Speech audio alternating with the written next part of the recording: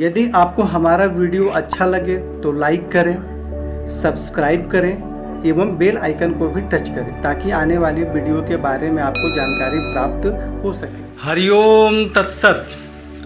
पिछले भाग में आपने 12 राशि, 9 ग्रह एवं जन्म कुंडली में 12 भाव होते हैं, इसके बारे में आपने जानकारी प्राप्त किया। अब आपको एक विशेष चीज़ जानना बहुत ज़रूरी है।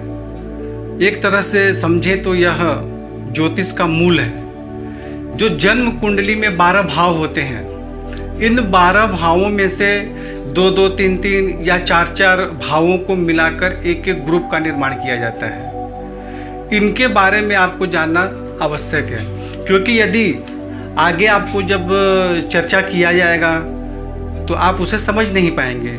जैसे यदि कोई कहे कि त्रिकोण में ये ग्रह विराजमान होते हैं तो ऐसा होता है, तो फिर आप सोचेंगे भाई त्रिकोण किसे कहते हैं, या कोई आपको बोले कि केंद्र, तो फिर केंद्र नहीं समझ पाएंगे।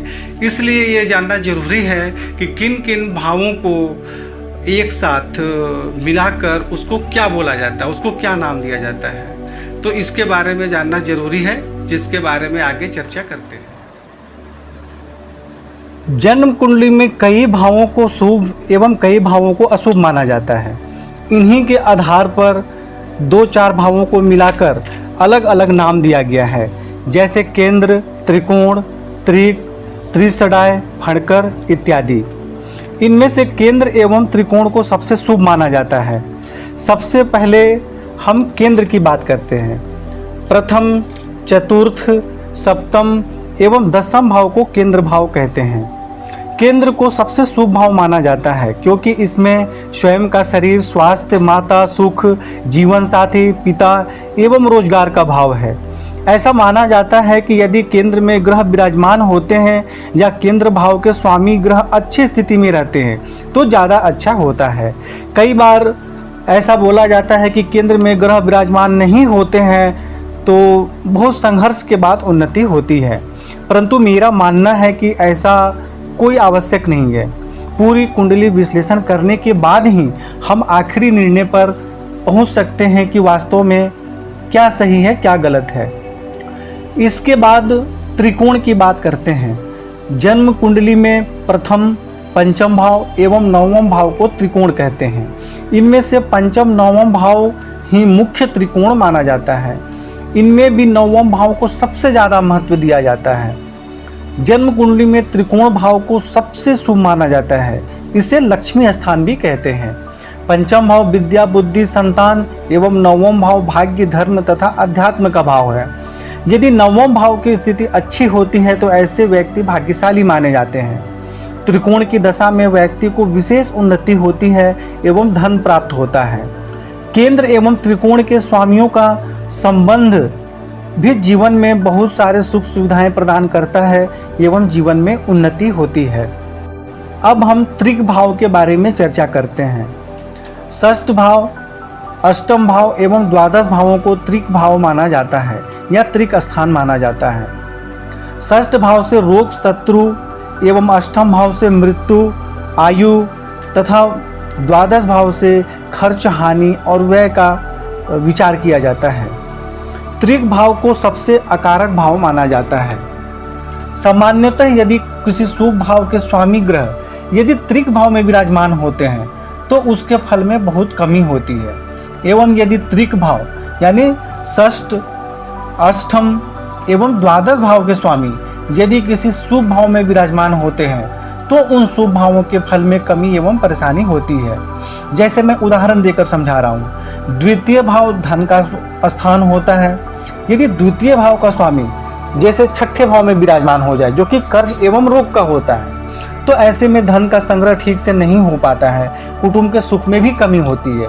उसी प्रकार यदि षष्ठ भाव का स्वामी द्वितीय भाव में विराजमान हो जाए तो भी धन एवं कुटुंब के सुख में परेशानी होती है, या कई बार ऐसे व्यक्ति को कर्ज लेकर भी काम चलाना पड़ता है। अब हम मारक स्थान या मारक भाव के बारे में चर्चा करते हैं। दूसरे एवं सप्तम भाव को मारक भाव कहते हैं। कई लोग यह मानते हैं कि मारक ग्रह की दशा में बहुत कष्ट एवं परेशानी होती है, परंतु यह पूर्ण सत्य नहीं है।